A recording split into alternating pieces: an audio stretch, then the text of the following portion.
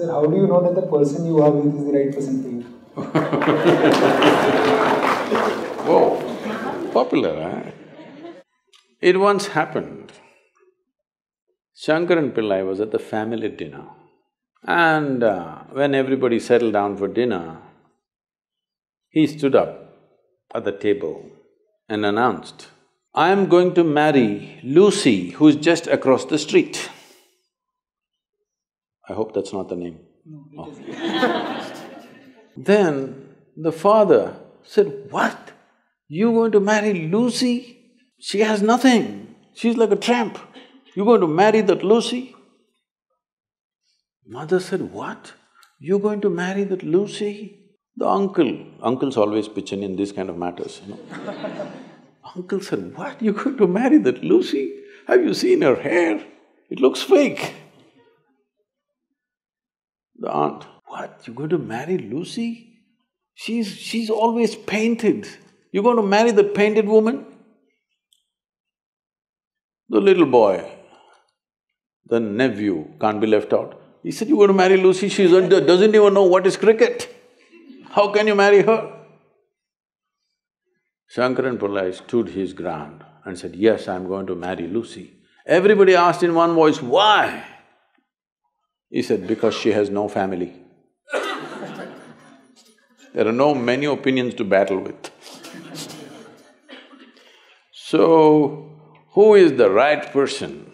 I don't want to take away all the romance from your life. But let me tell you this, there is no right person on this planet. If you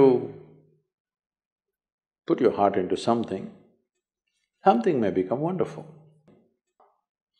Is it the right thing? There's no right thing. Nobody ever found the right person anywhere, okay? If you get into that kind of unrealistic mindset, "I have found the right person," oh, you will be soon disappointed. You must understand, there is no right person. First thing is to see whether I am the right person. Yes, am I the right person? And there are no right people on this planet. If you understand, you have your nonsense, they have their nonsense, we can adjust nonsense. Go on.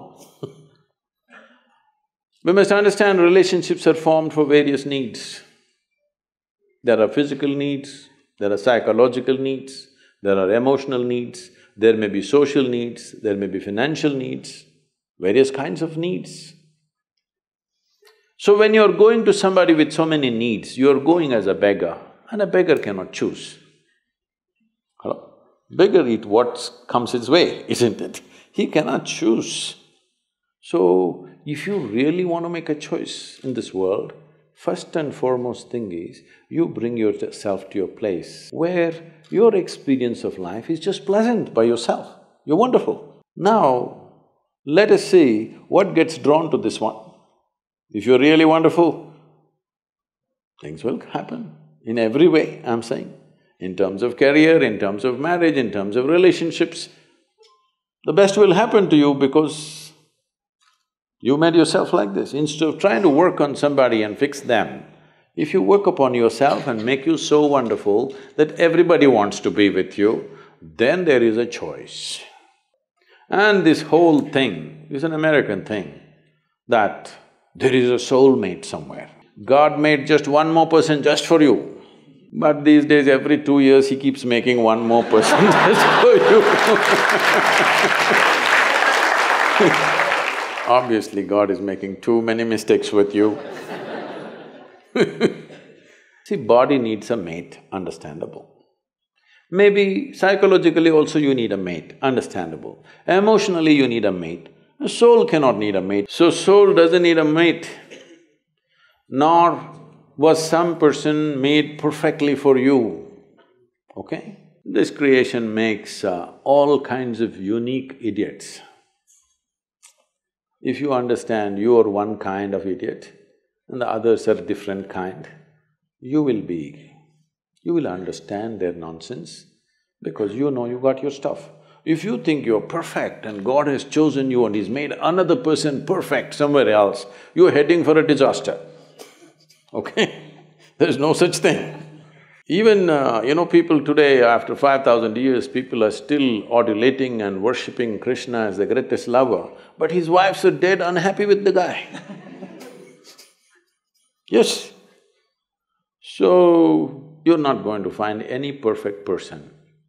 If you invest a deep sense of involvement, something wonderful may happen. It's because of your involvement, not because the other person is fantastic. No. Even if you choose a fool, actually it's easy that way. If they're not stupid, why would they come to you first of all? No, I'm just being nasty. So, even if you choose a fool, it doesn't matter. If you involve yourself, it can turn out very beautiful. You chose the smartest person in the universe, it could be a disaster. So, do not think in terms of, whatever this made for each other nonsense. No. You choose the opposite, actually. But after some time, after a little bit of time, you slowly start expecting they're just like you. This is a serious mistake. Because if one more person becomes just like you won't be able to bear with them for 2 days. Hello? Please tell me. If there's one more person just like you at home, could you live there? You're glad they're different. It's wonderful, nobody is like you, isn't it? Nobody is like you on this planet. Try and see. Nobody is like you, and that's good. Don't look for sameness, not necessary. It's a difference which makes the… because of the difference you tango, not otherwise